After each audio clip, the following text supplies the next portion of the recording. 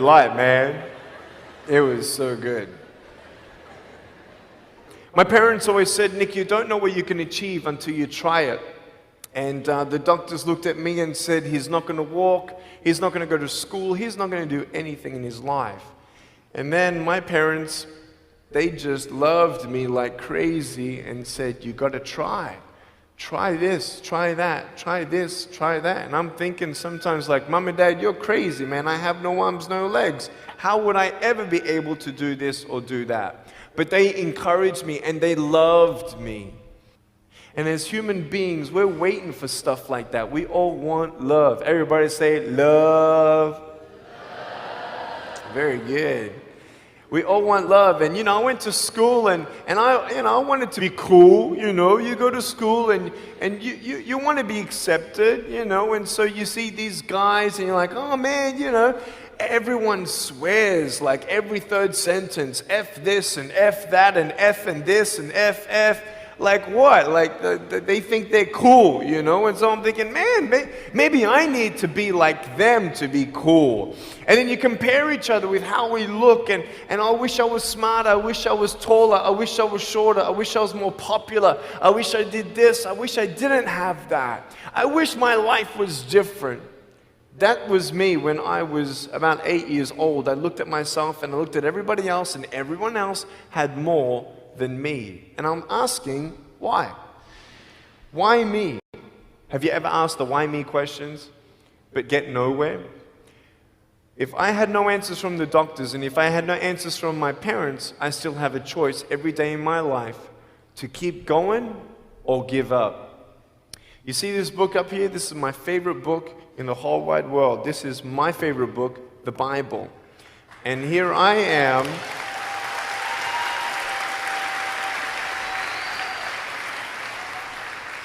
And here I am, and for me, that's my full potential in all that I can be here on earth. And so encouragement takes me closer to all that I can be, and discouragement takes me away.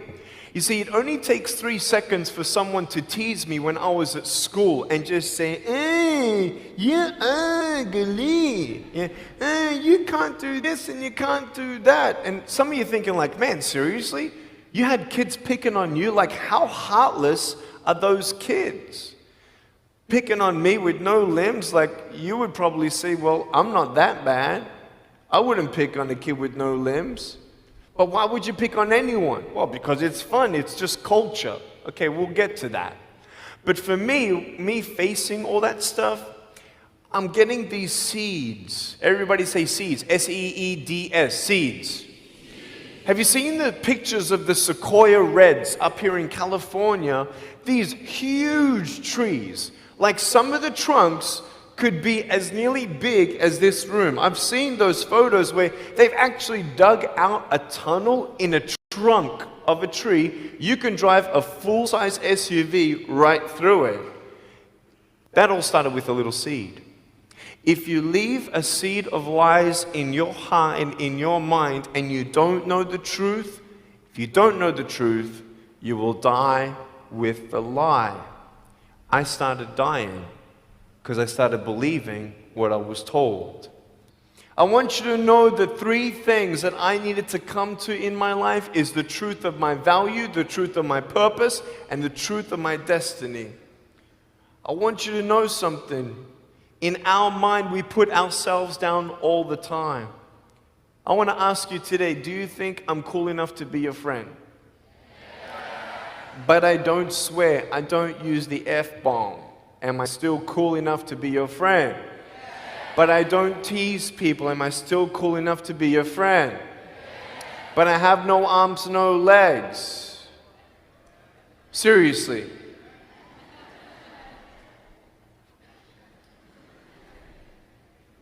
You would be my friend even though I have no arms, no legs. So you're telling me it actually doesn't matter, right? If it actually doesn't matter for how we look, then why do we tease each other for how we look if it actually doesn't matter?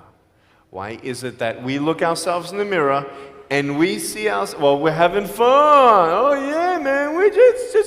culture, man. I want you to know that you might be playing around. I could pretty much say that 98% of you have teased someone in your life. I tried to commit suicide because of people who thought they were having fun, not knowing the hell that I was going through. The people you're teasing, what if the person you're teasing is the person who's thinking of committing suicide? What if the person you're teasing is the one who's tried to commit suicide, who hates their life because of you? You don't know if the person you are teasing is the son or daughter of a drunk at home getting abused. And all they need is someone like you to keep on pushing them this way. We need hope. So find something else to do. Find positive things in your own life. I don't care about how you look. I will never, ever, ever tease you. I will never tease you. I could tease you. I could be tough.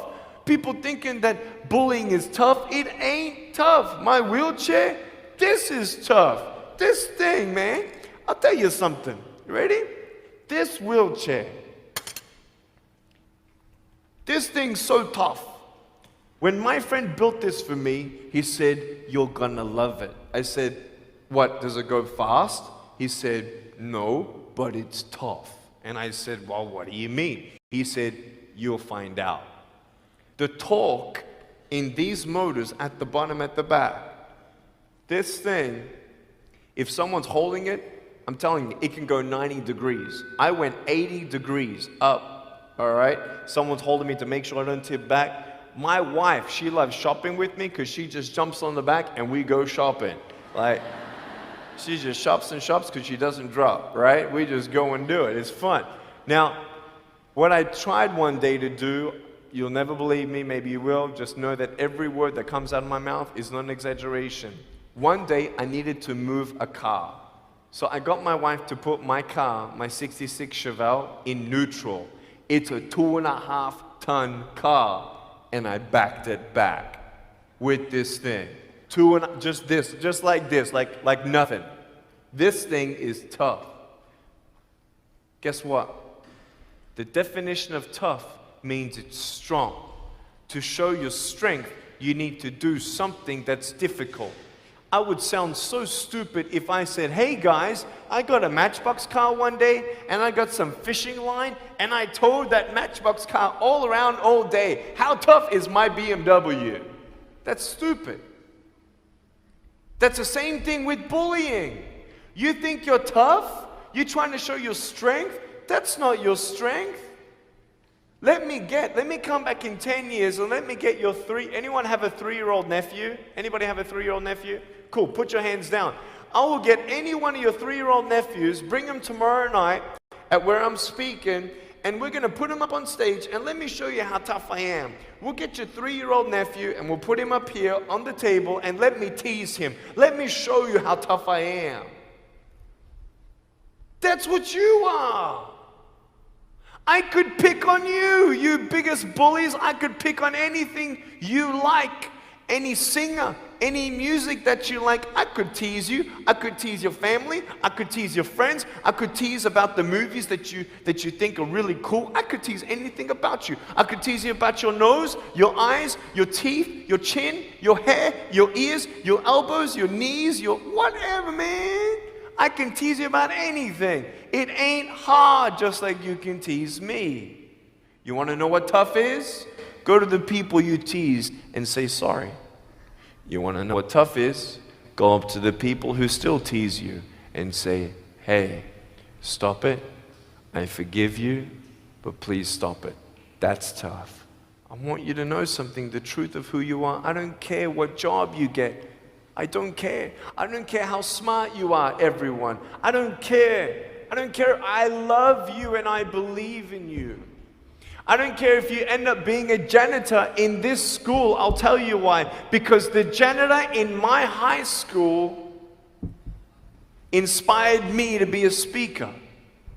He changed my life. He said, you should be a speaker. You know what I said? You're crazy. He said, no, really, you need to be a speaker. I said, stop it, man. 4 months later, he twisted my arm, and I said, yes.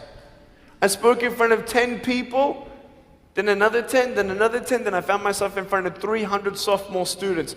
And 3 minutes into my speech, half the girls were crying, and one girl in the middle of the room started weeping, and she put up her hand and she said, I'm so sorry, can I come up there and give you a hug? And in front of everybody, she came up and she hugged me and she cried on my shoulder and she whispered in this ear, thank you, thank you, thank you. No one's ever told me that they love me. No one's ever told me that I'm beautiful the way that I am. It was because my parents told me that I was beautiful that I'm still here. Some of you don't have those parents, and that's why I'm here. I love you, and you're beautiful just the way you are. Never, ever give up.